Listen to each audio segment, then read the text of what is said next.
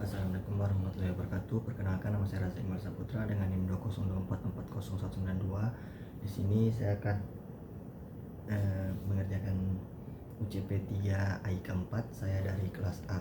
Di sini saya akan menjawab 4 pertanyaan dari 8 pertanyaan ini saya akan menjawab 4, dan di situ saya mengambil nomor 2, 3, 4 dan 5. Dan soal nomor 2 berbunyi, salah satu rambu dalam perkembangan ipteks dalam Islam adalah tidak bertentangan dengan Al-Quran dan hadis. Berikan contoh nyata dari kehidupan modern saat ini, misalnya di bidang teknologi informatika yang sesuai dan tidak sesuai dengan prinsip tersebut. Jelaskan alasannya. Di sini jawabannya yaitu sesuai aplikasi Al-Quran digital seperti Quran.com atau Muslim Pro. Teknologi ini mendekatkan umat pada Al-Quran, mendukung ibadah dan pembelajaran. Yang tidak sesuai yaitu deepfake atau AI yang memalsukan video suara seseorang untuk penipuan. Ini bertentangan dengan prinsip Islam karena menipu adalah dosa besar. Alasannya yaitu dalam Islam kebenaran adalah pilar utama dalam muamalah. Segala bentuk penipuan dan kebohongan bertentangan dengan nilai Al-Quran dan hadis. Selanjutnya nomor 3. Nomor 3 dengan soal yang berbunyi, banyak anak muda saat ini yang menggunakan teknologi hanya untuk hiburan, seperti media sosial dan game online. Berdasarkan kajian potensi akal dan kalbu dalam perkembangan ipteks menurut Islam, bagaimana Anda menilai perilaku ini? Apa solusi Islam yang bisa ditawarkan agar teknologi bisa dimanfaatkan untuk perkembangan diri dan peradaban? Di sini jawabannya yaitu dalam Islam akal dan alat berpikir dan kalbu adalah pusat nilai dan spiritualitas. Jika teknologi hanya digunakan untuk hiburan tanpa nilai edukasi atau ruhiyah, maka akal tidak berkembang secara maksimal, kalbu menjadi lalai bahkan mati karena tenggelam dalam kesenangan duniawi. Solusi Islami yaitu mendorong konten edukatif dan Islami di media sosial. Yang kedua, menjadikan teknologi sebagai sarana dakwah seperti membuat konten Islam yang menarik.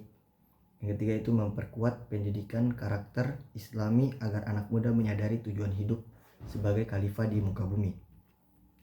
Yang selanjutnya yaitu nomor 4, yang soalnya berbunyi, sebagian masyarakat masih percaya bahwa sains dan agama adalah dua hal yang bertentangan.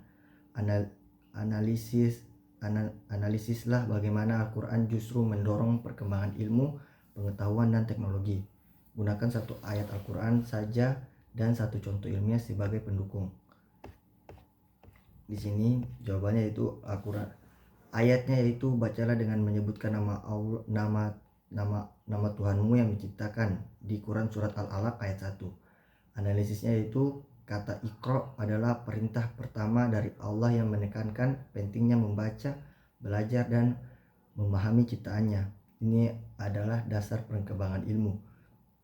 Contoh ilmiahnya yaitu penelitian di bidang biologi molekuler yang mengamati bagaimana Allah menciptakan manusia dari segumpal darah atau alaq sesuai dengan proses embrio dalam ilmu modern. Selanjutnya yaitu nomor 5. Ini yang soal yang keempat. Yang nomor 5 berbunyi, banyak ayat dalam Al-Quran yang mengajak manusia untuk berpikir dalam mengamati alam, dan pilih salah satu ayat Al-Quran yang berkaitan dengan fenomena alam, lalu jelaskan bagaimana ayat tersebut bisa dijadikan inspirasi dalam perkembangan sains dan teknologi. Di sini ayatnya yang berartikan, dan Dia menurunkan air dari langit, lalu kami tumbuhkan dengan air itu segala macam tumbuh-tumbuhan. Quran surat Al-An'am ayat 99. Inspirasinya, ayat ini menjadi dasar perkembangan ilmu agronomi, irigasi, dan teknologi pertanian kita. Kita belajar bahwa air adalah sumber kehidupan, dan teknologi bisa diciptakan untuk mengatur air secara efisien seperti irigasi tetap, hidroponik, dan rekayasa genetik tanaman. Di sini saya akan menambahkan satu lagi soal nomor 1, yaitu di era kecerdasan buatan AI yang terus berkembang, banyak teknologi dikembangkan tanpa pertimbangkan nilai-nilai agama berdasarkan paradigma Islam dalam pengembangan iptek. Analisislah bagaimana umat Islam seharusnya menyikapi perkembangan teknologi seperti AI agar tidak bertentangan dengan akidah dan syariah Islam. Itu soalnya, dan jawabannya yaitu dalam Islam pengembangan iptek harus berlandaskan pada tauhid dan nilai-nilai akhlak.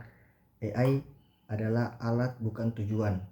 Maka umat Islam harus yang pertama menjadikan AI sebagai sarana maslahat bukan mudarat. Yang kedua, memastikan teknologi tidak digunakan untuk merusak akidah seperti membuat AI yang meniru sifat ketuhanan atau maha tahu dan maha kuasa. Yang ketiga yaitu perkembangan harus sesuai syariah, tidak mendukung maksiat, misalnya AI untuk menyebarkan pornografi atau perjudian. Yang keempat yaitu harus ada etika Islam dalam penciptaan dan penggunaan AI, termaksud keadilan, kejujuran, dan tanggung jawab sosial. Sekian dari saya. Assalamualaikum warahmatullahi wabarakatuh.